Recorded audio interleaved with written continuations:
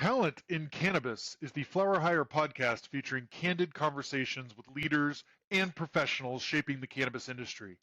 Each episode goes beyond job titles to humanize executive careers, exploring real journeys, lessons learned, and what it truly takes to build and lead in cannabis. Flower Hire, Talent in Cannabis.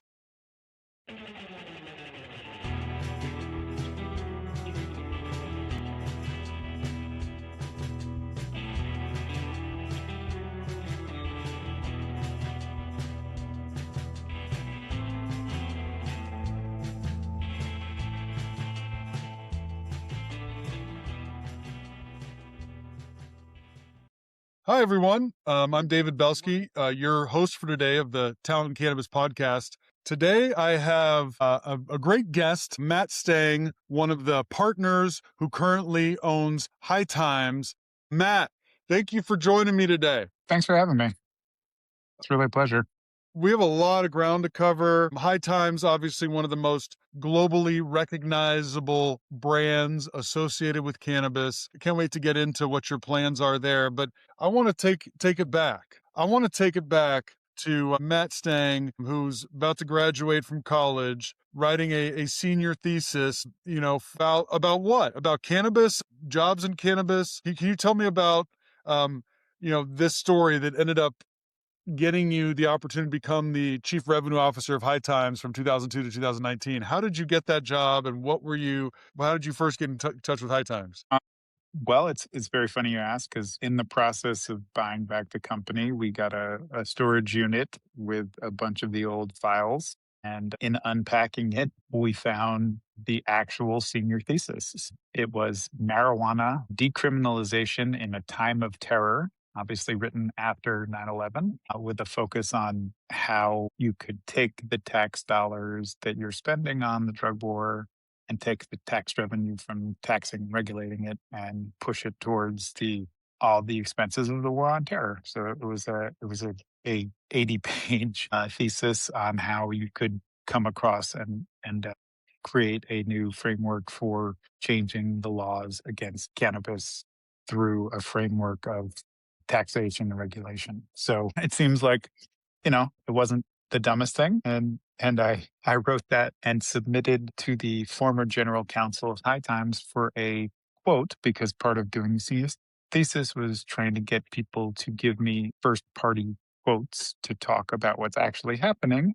He was out of town when I sent it, so he didn't get a chance to give me the quote to help finish it, but he got back into town. And so what we found was that senior thesis printed out with a note on it saying to our former comptroller, hey, you should give this kid an internship. And so that was it.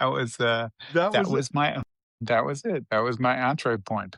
Well, 80 pages, 80. That's a well thought out piece on how it would work. So the effort you put into it, the sort of passion for thinking bigger about cannabis early resonated with those folks at High Times, and you got that internship, and the rest is history. And so again, as the chief revenue officer of High Times from 2002 to 2019. I mean, it was a print magazine, and that was the era of the first sort of High Times Cups and like live cannabis events happening in the US. And there was also like the rise of the internet, the .com, online advertising. A lot was going on 2002 to 2019. Can you talk to me about the old days of cannabis media? Sure. Well, when I started there, it was definitely a bit sleepy.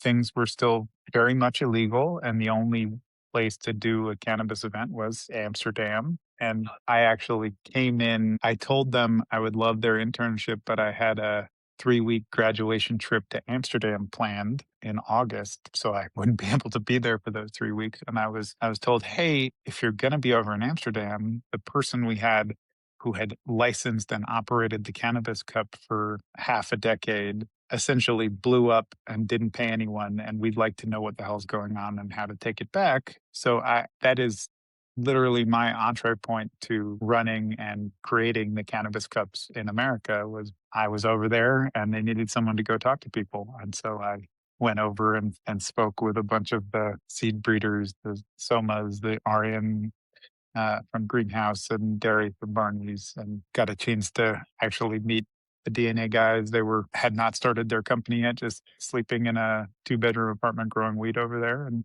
got to pull together what was the first High Times Run Cannabis Cup in over half a decade. And so it was definitely an interesting time. And, taking that idea and concept, and I built that from something very small to something very large in Amsterdam. And then I had the idea of bringing it over to America and turning on the Cannabis Cup here. So starting with San Francisco and expanding outwards over the course of the next half a decade until it became a nearly $20 million a year business.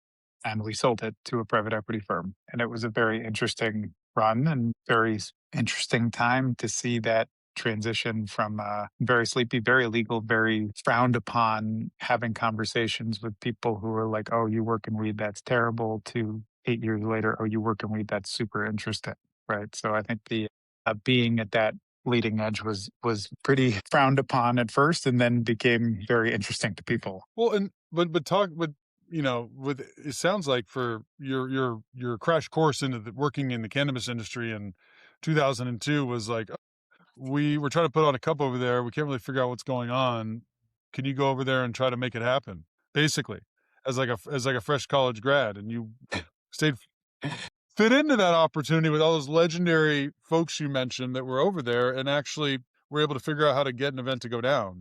Yeah, And it was a very interesting moment. That there had been an outsourced travel person who had licensed the event for the last since the late '90s, and so he had somehow not paid a bunch of people tens of thousands of guilders and disappeared on everybody, and was one of those where it's, okay, this whole thing's blown up.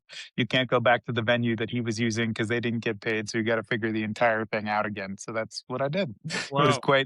quite an experience. And so you took that model, you saw it, and you're like, we got to figure out how to pull this off in the United States and get this to occur. So talk to me about how you got the first ones to go down in the United States. It was all about finding a friendly municipality that wasn't going to try to shut the thing down for having consumption in public. Yeah. Yeah, it was like, where do we go? Mm, I got to credit Dennis Perone, who lent us his Castro Castle, which was a crazy, interesting place that he had been running weed out of since the '90s with his, AIDS health crisis thing. And so you had this um, a network of folks who were willing to just do it. And so we worked with them for the actual event of judging the weed. It all happened at his amazing space in the Castro. And then I had to find a venue that was like, you know what, we're cool with it. And that was a very interesting process. I found what amounted to a wedding venue at the base of the bridge, the Bay Bridge, and had no idea what we were going to get. So we took a space that fit a couple thousand people. And that first day, we had a line that was so long. I was inside getting people set up, and I got pulled out because there were 3 cops sitting outside that wanted to talk to the person in charge. And so I was like, "Oh my god, we're all going There it down." And is. There it is. I walked out, and they're like, "You got to cut the line because our line was so long it had wrapped onto the Bay Bridge." So they're like, "You're interfering with our transit. You got to cut the line." I was like, "Okay, if that's the problem, I just went to Wow. the end of the line and was like, 'You're the last person getting in. Everyone, sorry, you got to come tomorrow.'" And that was it. I'm like, okay, off to the races. And it was you could not move inside. It was out of fucking control and kind of amazing. I remember Harborside and Deb Goldsberry and Berkeley Patients Group dabbing people out outside, and people like we had to figure out what to do about people passing out from taking too many dabs, and all the experiences that come with learning what happens when there's a whole new thing, large scale events with cannabis involved. Right. And at the beginning, like that was the event was you had different categories like flower, and that was you were going to anoint like the best growers in California. Like that was the sort of theme, or was it just a celebration of consumption and media? Yeah. No, it was really about the cannabis cup itself, which is what's the best flower, what's the best concentrate, what's the best edible, I think back then it had not scaled into these other products. So there were not more of these CPG stuff that exists right now, but we were just judging based on flour flour and hash, really. That was what was there. I remember people bringing me, some very interesting early versions of wax and shatter and distillate. There was a lot of that happening quietly in the kind of NorCal market because it had been Prop 215 legal for a while. So a lot of people were playing with these technologies that hadn't been scaled yet. So it was a really interesting thing to see as you brought in all these people who had been doing it kind of underground for a while and got to try all their different things. Pretty amazing. Yeah, it sounds like, what was the biggest event that you ever did in terms of number of people that attended? I would have to say Denver at the Denver Mart was probably the largest event we ever did, right when legalization. So it was just after legalization, Yeah, um, on 420 week. And I would say we drew 50,000 people or so. So it was pretty massive. unbelievable. First state going adult use, history in the All that making. all the things. We had actually done one in Seattle, which was also going adult use, but then their regulation cut off the ability to do cannabis events, whereas Denver had not set up their MED regulations yet, so it was easier to do something there large scale. So in your events leading, like, let's say between 2010 and 2017, like that time frame, Mhm. did you go from like a ticket, like more consumer driven, like had pay for it, and then you switched into like corporate sponsors? Was there like a certain thing that marked the beginning of like corporate sponsors for cannabis events that you can like think about? I would say um, we really grew with the endemic cannabis market. So there was never really a corporate sponsor per se, but there were large scale endemic cannabis companies that sponsored in large ways. In Colorado, you'd have some of these larger chains like Native Roots or MMJ America back in the day that were spending serious money, that were putting Snoop Dogg on their stage, or building an entire world on their thing. You have Brass Knuckles here in California that set up a triple decker 40 by 40 or Stizzy when they first launched it at the SoCal event, and did a 30 by 60 double decker booth with 100 people on it, right? And you could feel that people who really went after brand and awareness in a big way. Stizzy came out with a bang day one. And you see where they are today. They really understand building that brand. Yeah, and they got to meet their consumer where they were actually going to all be in one place, and you provided a platform for that didn't really exist, and you were doing something that never had been done before, and you built these playbooks for doing these things on the fly. Is there anything you would recite as like mistakes that were made, and how and what you learned, how you had to adapt from it in terms of getting a lot of people together at one place for consumption? I mean, I'll give my wife credit. She came to an event with me the first time when we were just started dating, and she was like, "You're running a 10,000 person event, and you don't have radios. Like, how are you communicating with each other when things are happening?" And so it really was just the team that ran the physical magazine being placed into the ticket taker or the merch stand or the booth setup, or so we had just repurposed the team without any radio or production expertise. And so I spent about a year, 2014 to 15, really professionalizing the event side because it had gotten so large. It no longer made sense for us to like have our 16-person staff somehow running it and like their cousins and their friends, because that was what was happening Well, because it you scaled had so to start off quickly. tribal, right? You had to start off tribal as any,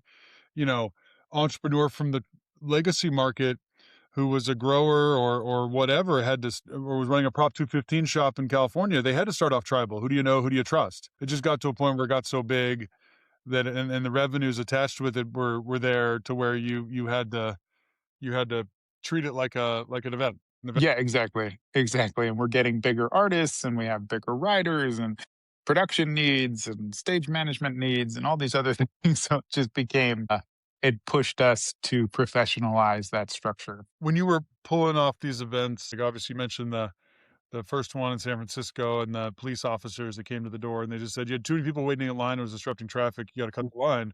Were any of the events shut down by law enforcement? Anything that pops up? No, no, nothing was luckily, nothing was ever shut down. The we had Los Angeles, we were at the LA Center Studios, and I got a call on a Tuesday from LA Center Studios saying, "Hey, the cops came." This was our second year there, and they're like, "Hey, the cops came and they said we can't have this event." And the event was happening Saturday. And so I had to get a bunch of new gray hair and spend uh, about 30 hours calling every single person I knew in the SoCal area. And we found the Nas Center in San Bernardino. And so I literally on Thursday at 1 p.m., so this is like, 30 hours after the call, I had to get on with the big rental companies and tell everyone, hey, those trucks that are going to have all the tents and tables and chairs and everything else for the event, they're not going to LA Center Studios. They're going to Nas Center in San Bernardino. And then we had to use social media to let all of the ticket holders and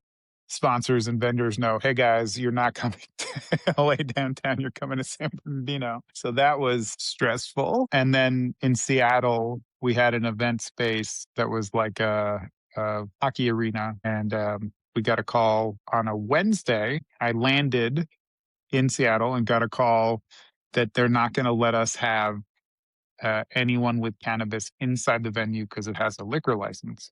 And so I had to go spend a full day running around the arena that we had rented. I managed to rent two parking lots, very large parking lots that were cat-a-corner to the space. One of them I had to pave, so I had to bring in 4 trucks of gravel and get a guy with a roller to roll it flat because it was not flat. And so I did that on a Thursday, and then on Friday, people were able to set up.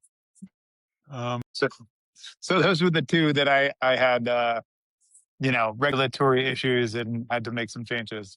well, with all the events you pulled off, that's not a bad track record. Number one, and number two, obviously rolling with the punches and resiliency and finding a solution is what you have to do. So as the organization sort of got bigger in like the pre bought out by private equity phase, what was like the biggest employee count of High Times at one point? Um, I'm thinking here, I would say in the high 40s. Okay, so 40 people supporting this operation, like you're hiring people for an alternative lifestyle magazine, right? And events production business and media empire. Like what did you figure out what you were looking for? Because obviously you go from like who do we know and who can we trust to like, okay, we're a bit bigger here, maybe a bit more prescriptive in how we hire. Like what qualities did you look for that specifically made great industry facing salespeople? Yeah, I mean, I think what I like to find is someone who has the ability to be a little chameleon like, so ability to fit in with the legacy folks, but have conversations with the folks who can read a balance sheet, right? And I think that was an interesting transition in the 14, 15, 16 timeline was how do we transition from pure legacy to people who are interacting with more of the corporate cannabis that's coming online, but it's still able to interface with the legacy folks who are still at the core of these corporate businesses. Well, yeah, at that point, that was the era of some new third party money coming in, right? And so Yeah, for the first time ever. first time ever. I like what you say about chameleon because the buyers in cannabis. Flower is a service provider. We sell our service into all different types of folks, like publicly traded cannabis organizations with thousands of employees to single store retail shops in California and New Jersey to old school sort of brands that have been doing it for a long time that have figured out how to carve their path in the legal market. All different types of buyers, and there's all different types of people. You have to come correct and have humility, but there's a difference in expectation depending on who the buyer is. So you were looking for folks that sounded like loved the plant, had a cannabis story, and had some authenticity to them and appreciated authenticity, but were actually smart. It could actually Exactly. communicate effectively. And And one of the things I'm proudest of is that, the people that we hired during that time, there's still uh 30 or 40 of them that are actively in the cannabis industry, not at High Times anymore, but have gone on to lead sales or run a marketing Right. Oh, I agency know. or sell brands or own a outsourcing business Yeah, or, start up their own business. Yeah. I mean, the teams are, it's definitely because they were so early into this. The ones who were smart and effective have gone on and are still out there doing things heavily in the space. and that's a testament. Almost feel like a Papa Bear, right? You see what people are doing, and that's one of the great things about the longevity of some of the relationships I know that you have, which far exceeds mine. Is you catch up with people and you get a sense of what it is that they're actually doing now, and they're still very much motivated and inspired every day to be part of this industry, but they have a new lane, and Yep. there's nothing wrong with that. It's great, that this industry can retain some of its people long term, right? And all right, so media changed quite a bit, right? From being a print forward and then events and then digital, and how did that all affect high time strategy over the course of the 21st century? Really, since you started, how did you see it having an effect? Was it a positive? Was it a negative? I think it's positive and negative, right? There was the clear hollowing out of the old legacy media model where you were the intermediary between people and their knowledge of something. And so that kind of stopped the like people who are just going to run a couple pages of ads and hope it kind of works, right? That was the old model. There was no other great digital trackable thing that you could do. So if you had a company, you just ran some ads somewhere and see if it works.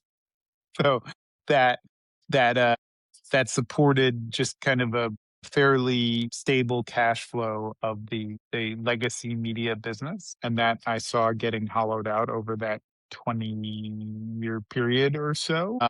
The classifieds were a big business for High Times that did a real amount of money. The kind of tiny ads for people who were doing PO box sales was a big business. All that stuff that all went away. So I would say it kind of stopped. But then there was this huge growth in the market. So even though it hollowed out the kind of standard stability of the legacy media. There were so many new people coming in. It actually created a big bump that a lot of other legacy people did not have. So that was, and then we had the birth of digital, social, email, which we built very strongly. High Times was lucky in that one of the people in the early 90s created hightimes.com. So like 8 years before Google. So it has a ton of domain authority because Google really ranks highly stuff that predates itself. So it did a ton of traffic. And so there was a real business for the digital sales. And especially with the growth of the market, there was a lot of new people coming in looking for ways to spend money. And as you probably know, the two biggest ad platforms are fairly unfriendly to cannabis stuff. We were a good channel for people. So I would say there was a balance out, luckily for High Times, in that the growth of the industry took off the weight of the hollowing out of the legacy media business. Created opportunity at the same time that there was actual third party money coming into the space, so private equity acquired High Times, tried to pivot it into being more plant touching at the time and vertical in California. Writing was on the wall, new direction, new leadership. You had some other things going on as well in the psychedelics world, right? Seems to be a lot of parallels between cannabis and the psychedelic world in terms of, plant-based wellness and people taking their own, health and recreational decision making into their own hands. How do you see the similarities between cannabis and the psychedelic world, and how are they different? Well, I would say it's a very interesting one, right? Because the psychedelics thing has gotten incredibly popular and large on a person to person basis. The conversations are everywhere. The people who are talking about mushrooms and doing ayahuasca and going to meditation circles has gotten to be so huge. The microdose moms and all that stuff has just gotten humongous. But there is no there's no regulated market. It really fast forwarded super quickly and got to a point of this is happening now, except it did not actually get a structure for anything other than Colorado and Oregon, which have very regimented and rigorous structure for offsite kind of spaces for use. So I would say it's been a really interesting ride. We created the psychedelic conference in Las Vegas and had a couple thousand people show up and got to see all of these amazing people. And the nice thing is I'll have conversations where someone's like, "Oh, I got into this psychedelic business because I went to meet Delic and it was like, oh my God, there's something happening here." And so now there's a woman with this incredible gummy business that's not technically psychedelic, but it is mushroom inflected and it's doing 70 million this year. And, there's all these things happening, but I just think the actual business of psychedelics is not a business yet. Right. So there's a little bit of cart and horse situation. And then the regulatory approval for pharmaceutical grade psychedelics looked like it was going to happen much quicker than it did. And so there's the other part, which is the kind of medicalization of it, which seemed like a pathway that was coming, and then it is not, but now maybe it is because the new government has a bunch of friendly folks who believe in that pathway. So I think we're kind of in inning 2 right now, and people thought we were in inning 7. And the changes. It's hard to see how you create a similar regulatory structure for psychedelics as we did for cannabis because they're so much stronger, right? So it's hard to pitch to people, hey, let's have mushroom dispensaries and people can walk out and eat mushrooms because they're Yeah, very you strong. think of the like the facilitated, clinical Mhm. treatment, right? Like the programs, the protocols, the standardization there, and I think what's similar to me is like early stages of cannabis, early stages like people are taking their matters into their own hands, but if it did disenfranchised nature of how people feel about healthcare, insurance providers, doctors, pharmaceutical companies, and there's a real awakening, if you will, about the power of these, and it is tough to like put it in a box of what it is and what it isn't, and what it is a lot of folks that think very highly about therapeutic benefits, lifestyle. And you have functional mushrooms, which is everywhere. And what's the difference between, functional mushroom, put a small amount of psychedelic into it and have it be more impactful? It's, but to your point, it's early. It's like early, like, cannabis was in 2005 in the Prop 215 era early with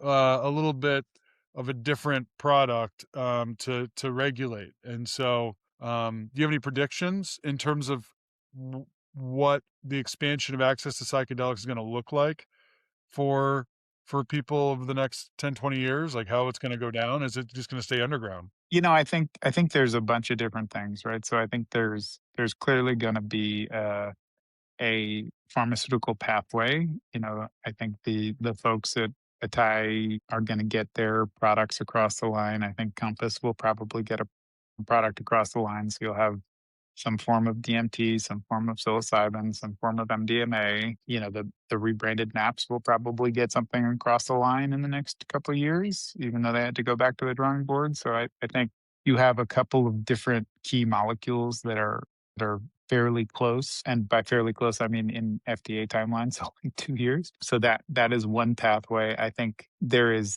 to my mind, the microdose product is probably the one that could pass through some amount of state legal regulation, but it's hard for me to see how the macrodose makes it through the pushback that comes from how strong it is as a regulated sales market. Like people can just walk in and buy it and walk out. Now that doesn't mean I don't think that people have the right to do these plant medicines. It's just hard to convince when something's illegal and you have to get a bunch of politicians to put their jobs on the line to change something. It's hard. And, there hasn't been a huge support on the voter initiative side. So maybe California does some version of something that's a little Prop 215 for people to have collective clubs or spaces to go do it with therapeutic intent and a guide. But I think also I've talked to a lot of folks who are in process on doing these retreat centers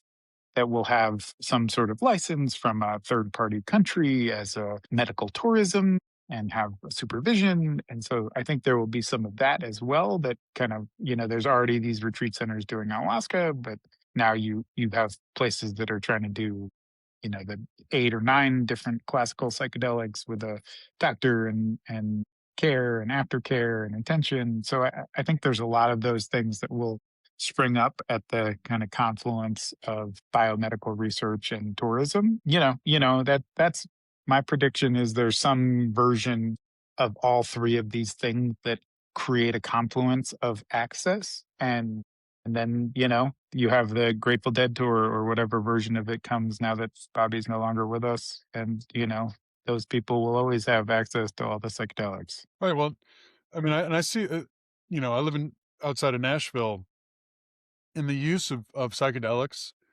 here, so unexpected, but it really is everywhere, from adults just trying to support their own sort of well-being, and from, let's say the Chardonnay mom that wants to stay up a little bit later and have something that isn't so harmful to help them stay up later in a micro form. Like, it truly is everywhere. And it does seem like there's a lack of will for enforcement on psychedelics, for sure. And so, I like how you lay out the different pathways for it. It sounds very correct. So you've been a founder, board member, mentor, entrepreneur. What advice do you have for entrepreneurs that are trying to launch an ancillary or plant touching cannabis business? Like, what would you tell somebody who's like, because there's a lot of dreamers that this industry attracts. You've met a ton. I've met a ton. Sometimes their feet are firmly on the ground. Sometimes they're not, right? But what is your advice to somebody who's like, I've got to go do this. I'm going to go build this. This is going to be my thing, and it's related to cannabis. First, I'd say, do you enjoy eating glass every day? Do you wake up You like pain? and want to eat glass? And if you do, it's probably for you. I think if I would try to tell them, definitely don't do it. You shouldn't do it. It's going to be crazy. And then if they still want to do it, then maybe they have a chance, right? I think that's, uh, I think it's like the number of people who have come to me and said, I'm going to do this thing, and then successfully done this thing. 50 or 1%. 60. No, it's a good number of people, but yeah, it's a couple percentage points of the people I talk to, right? It's like 5% of the people who say, I have the greatest thing and it's the greatest thing you've ever seen and it's going to kill it. It's going to be amazing. And here's why. Out of that, so many people can talk. So many people have great ideas. Operation and execution is the thing. Like, and what's your key differentiator? What's your value prop? Why are you late to the party? Why are you going to succeed when everybody owns their shelf space, when they own their relationships? Why are you 5 times better? So that, if you're just 1.2% better than someone else, you're not going to get in there. You're not going to win. You have to be exponentially better to get that space. You have to have something that no one thought of, or a vibe, or a story, or a brand, or what is the thing? How do you tell the story? How do you operationalize it? All of those things have to hit and work to make it work. But it doesn't mean it's impossible. It's totally possible. I've seen it happen, and it will continue happening. You gotta get all those things right, and you gotta be willing to get up every day and just eat glass, and you gotta deal with the fact that the Eat glass. What do cannabis you mean? Like, industry. deal with the upset stomach, just the pain of having Yeah, to. the absolute pain of everybody knocking you from every side, and every idea that you have getting beat up, and everything that you thought was going to be the right thing not being the right thing, and then the entire market shifts and changes in a week's time, and there's now this thing. Right. Well, you set it all up, except all your packaging has to have this, and that's $36,000 more because you printed it already. And all the Okay, work yeah. and all the momentum and all the inertia that you've just wasted, nobody cares. Nobody gives a shit. Literally, no one cares. They don't have time. They're all. And the other thing is just to remember that everybody's so busy with their own shit, and not to worry about what they're doing because they're dealing with their own shit. So, talking about the opportunity to take ownership of High Times back, um, how did that come about? And what is the sort of, you just had the first sort of revamped Cannabis Cup in New York last week, right? We did, and it was a tremendous success. And I was getting calls all day on Saturday from people who realized they wanted to come, and we were sold out. all the things you want from an event like this. But yeah, we brought back the Cannabis Cup for the first time since we bought it, and we did it in Josh and my home state in New York, and it was fantastic. Even in a deep freeze polar vortex, the place was jumping, and we had people who own a bunch of the biggest brands and a bunch of the biggest shops, and everybody else in the industry, and coming together in an amazing, super fun, experiential kind of event to see who won the Cannabis Cup. And so the opportunity to take it back came because the former ownership had not run it super well, and it went into receivership. And there was a long period of it bouncing around and not being sold properly. It was almost a year process where they were trying to sell it and went into contract, and the people couldn't perform and the money wasn't there, and it just a whole litany of issues that happen in this kind of thing. And so essentially it had shed all of its plant touching assets through that process. So it was down to just the the the core High Times brand, magazine, archives, all the things that I cared about. Josh and I were chatting about it one day, and uh, he was like, he got on a plane to go to Cannabis last year, and he got off a plane and he called me from Spain, and he was like, "We got to save this fucking thing. We can't let some chads buy it and do something fucking stupid. This is the core of our world, and it's the reason we both do this, and we got to fucking do this." And so, um, I was like, "You're probably right." And so that was call it beginning of March last year, so 10 months ago. Yeah, 10 months ago, something like that. And yeah, we're put together. I dealt with the receiver and put together a deal, and we closed on it in June, and spent a bunch of time cleaning up all the messes and fires and trying to find where all the stuff was, put it all back together, and Right, because by the time you got it, like, the magazine hadn't been published, and and you got the magazine out again. That also yes, happened, we right? do. We did. We did the 50th anniversary because it broke my heart that in the receivership, no one had honored the 50th anniversary of Five Times, which was just such a big deal to me. I had put together the 40th anniversary party. It was this huge shindig in New York with an amazing guest list and crazy experiential thing. And it was just so sad there was no 50th. So I was like, the first thing we got to do is get out a 50th anniversary special issue and honor this thing for what it is. And so, yes, we published that, and it was so wonderfully successful. We're going to do a quarterly coffee table book like High Times Magazine. It's going to come out next month, and then every quarter thereafter. Do I have to subscribe? Like, go online and subscribe to You got to you got to do it, man. You all got right, to support I'm the gonna cannabis support journalism. independent print media. So the magazine's coming back quarterly. You're doing Yeah. cannabis cups again. New York was first, New Jersey, and you have a vision for obviously the brand is powerful. Like, what is your goal with High Times over the next several years? Anything you're willing to share? Yeah, I mean, I think we just want to do more of these events around the country and the world. So looking at international venues, want to do some of the larger scale kind of, as Josh calls it, a reunion cup, bringing back people in that large scale cannabis cup event style. Want to really lean into super high quality independent journalism about cannabis. I think there's a hard push for recriminalization, for the kind of anti marijuana fever pushing its head back up again. So we just want to be that messenger of, this is fun, this is why we do it, it's enjoyable, it's community based, really want to support those same kind of stories that started the magazine, the Hunter S. Thompsons of the world, right? The super fun, interesting, crazy stories that you could only find in High Times. We want to bring that back in a real way, and then tell stories in other ways. So whether that's a short form, digital, social, whatever is interesting and new, and then working on a bunch of great stuff, documentary, a bunch of other products. So, I think you'll see High Times in a bunch of different ways over the next year or two in a meaningful way, because it is the first brand in cannabis and one of the most well recognized. And we just want to get it out there in as many ways as possible. Are there any type of partnerships you're looking for? Like, if to leverage the brand or open up these new channels? I think it's yes, everybody.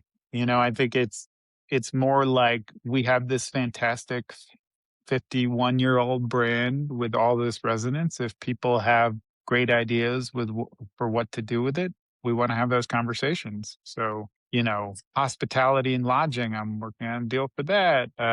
What else can be done with this fantastic brand? I don't know. And we want partners who have businesses that could do with this, and they're like, this could be the next amazing thing with it.